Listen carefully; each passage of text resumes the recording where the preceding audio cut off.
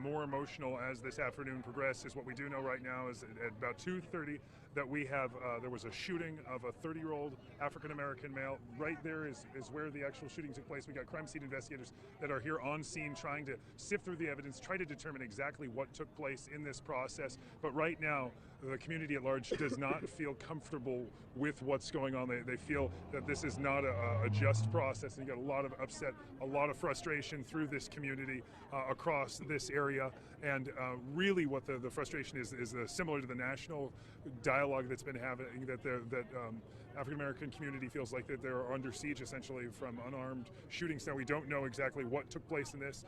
According to witnesses, they say that the man did not have a shirt on, he was wearing basketball shorts, and they say that he did not have a weapon. Now, when we pushed police officers and pressed them on asking whether or not he had a weapon, they said we're going to leave that to the investigation. Now, to put this in context, we have in other circumstances talked to police officers after a shooting, and they do come straight out and say, yes, he was armed, yes, he had a knife, yes, he had a gun. In this case, they're not saying anything. They're simply saying we're going to leave this to the investigation. They want to have a thorough amount of information before they come out and make any sort of statements. Certainly, there's a lot of tension in the air. Certainly, there's true frustration, fear, and confusion. And I think we have a little bit of sound from a family friend about this incident, and we'd like to roll that now. If you've got it, let's hear what they have to say.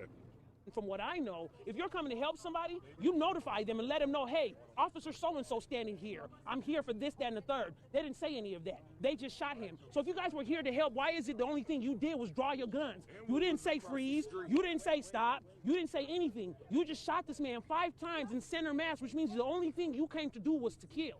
They're doing nothing but killing black men out here. I have an 11-year-old. My son not going to school tomorrow because I don't know if they're going to shoot my son for choosing to ride his scooter down the street.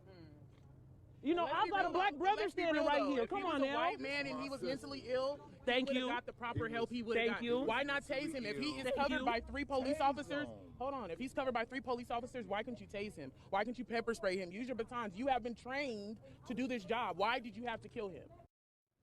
Now, we don't know if the man was killed. We know that he was taken to the hospital. He's been, last we heard he was in critical condition. They're working on him and trying to absolutely save that man's life at the hospital this evening. But that is what we know so far. When we did talk to police officers about getting more specifics on this investigation, we spoke to the lieutenant in charge. This is what he had to say. I really hope that the community in the city of El Cajon allows for the investigation and the details of the investigation to take place and be released. As we're allowed to release information as a result of the investigation, I'm confident that the community will support the decision made by the officer.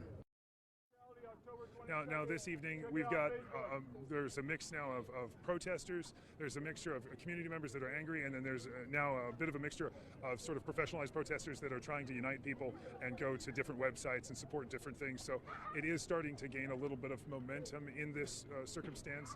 The officers have told us that they have not brought on more staffing of officers. They don't feel that that is necessary, and they are waiting it out, and they're certainly doing their investigation behind us. But we will bring you more information just as soon as we have it. From El Cajon, Jamie Chambers, Fox 5 News. Amy, we see a gentleman behind you with a cell phone camera. There are a lot of people out there holding their cell phones almost like they're waiting for something to happen. Is there a feeling like there's tension building? Is there been any confrontation between police and the people who are standing there obviously charged up?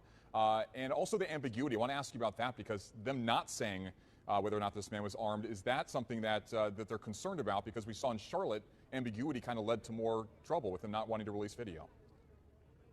I think it's a tough way. Any way you cut it, this is just a very tough situation for police officers and for community members. Right now, there is a lot of tension in the air. A lot of people are FaceTime living this, Facebook living all of this across the board, trying to get as much information out there. Now, we do know that there was some sort of cell phone that was given to the police officers, and they have some sort of videotape. We don't know what's on that videotape. There is ambiguity, certainly from the police officers, as to whether or not the man had a weapon. Certainly, the witnesses that we've spoken with say that he didn't have a weapon. He was acting erratically and had a history of mental illness. We're still trying to figure out all the facts, but we really want to understand what happened here. And it's very difficult when you have so much emotion and you also have not a lot of answers coming forth.